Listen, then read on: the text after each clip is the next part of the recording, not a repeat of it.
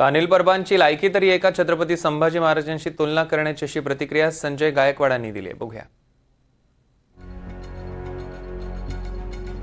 गायकवाड साहेब, काय सांगाल? अनिल परब यांनी काल स्वतःची तुलना छत्रपती संभाजी महाराजांशी केली आहे. परिषदेमध्ये भाषण करताना कसं पाहता त्यांच्या वक्तव्याकडे? त्याच्या अकलाचं दिवाळं निघालेलं आहे की एक छत्रपती संभाजी महाराज धर्माच्या रक्षणाकरता, स्वराज्याकरता तिथे त्या ठिकाणी बलिदान करतो आणि त्याची तुलना तुम्ही स्वतःची करता. तुमची अवकात काय आहे?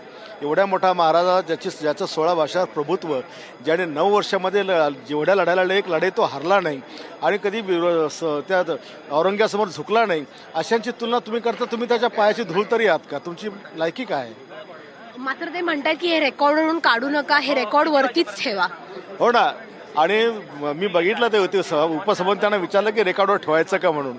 तर निश्चितपणे असे स्वतःला छत्रपती संभाजी म्हणणाऱ्यावर कारवाई करायला पाहिजे. खरं तर त्यांनी असं देखील म्हटलं आहे की संभाजी महाराजांवर धर्म बदलण्यासाठी दबाव टाकला जात होता, माझ्यावर पक्ष बदलण्यासाठी. काय कितपत ते दबाव टाकले जात होते आमदारांवर? कसला दबाव, कसलं काही विनाकारणच्या मनगडत काढण्या यांनी केल्या.